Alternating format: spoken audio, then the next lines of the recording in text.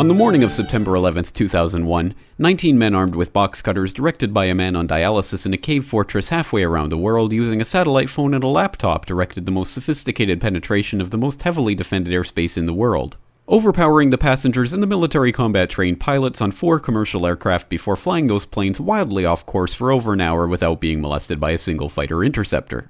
These 19 hijackers, devout religious fundamentalists who like to drink alcohol, snort cocaine, and live with pink-haired strippers, managed to knock down 3 buildings with 2 planes in New York, while in Washington a pilot who couldn't handle a single-engine Cessna was able to fly a 757 in an 8,000-foot descending 270-degree corkscrew turn to come exactly level with the ground, hitting the Pentagon in the budget analyst office where DoD staffers were working on the mystery of the $2.3 trillion that Defense Secretary Donald Rumsfeld had announced missing from the Pentagon's coffers in a press conference the day before, on September 10th, 2001. Luckily, the news anchors knew who did it within minutes. Osama bin Laden. The pundits knew within hours. Osama bin Laden.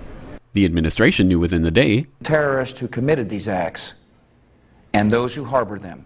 And the evidence literally fell into the FBI's lap. That a hijacker's passport was found blocks from the World Trade Center crash site, if you can believe that. But for some reason, a bunch of crazy conspiracy theorists demanded an investigation into the greatest attack on American soil in history.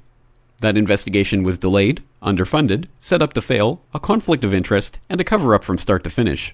It was based on testimony extracted through torture, the records of which were destroyed. It failed to mention the existence of WTC-7, Able Danger, P-TECH, Sibel Edmonds, OBL and the CIA, and the drills of hijacked aircraft being flown into buildings that were being simulated at the precise same time that those events were actually happening.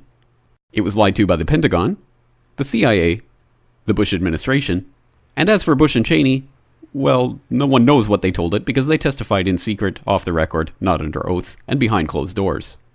It didn't bother to look at who funded the attacks because that question is ultimately of little practical significance.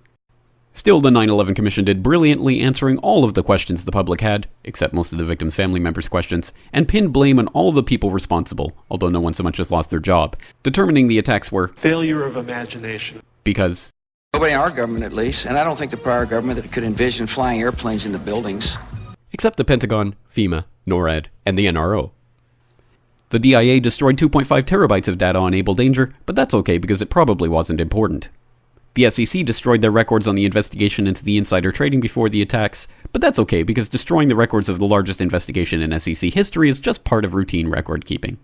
NIST has classified the data that they used for their model of WTC-7's collapse, but that's okay because knowing how they made their model of the collapse would jeopardize public safety. The FBI has argued that all material related to their investigation of 9/11 should be kept secret from the public, but that's okay because the FBI probably has nothing to hide. This man never existed, nor is anything he had to say worthy of your attention, and if you say otherwise, you are a paranoid conspiracy theorist and deserve to be shunned by all of humanity. Likewise him, and her. And her, and her, and him. Osama bin Laden lived in a cave fortress in the hills of Afghanistan, but somehow got away. Then he was hiding out in Tora Bora, but somehow got away.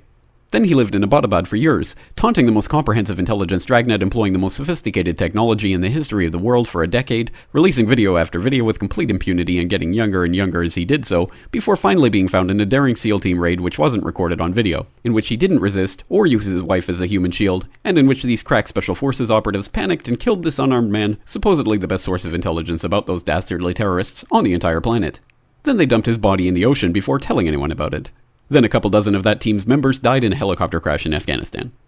This is the story of 9/11, brought to you by the media which told you the hard truths about his head could be seen to move violently forward. And they took the babies out of the incubators. And mobile production facilities. And the rescue of Jessica Lynch.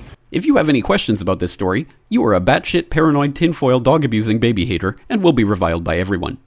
If you love your country and or freedom, happiness, rainbows, rock and roll, puppy dogs, apple pie, and your grandma, you will never ever express doubts about any part of this story to anyone. Ever. This has been a public service announcement by the Friends of the FBI, CIA, NSA, DIA, SEC, MSM, White House, NIST, and the 9/11 Commission. Because ignorance is strength.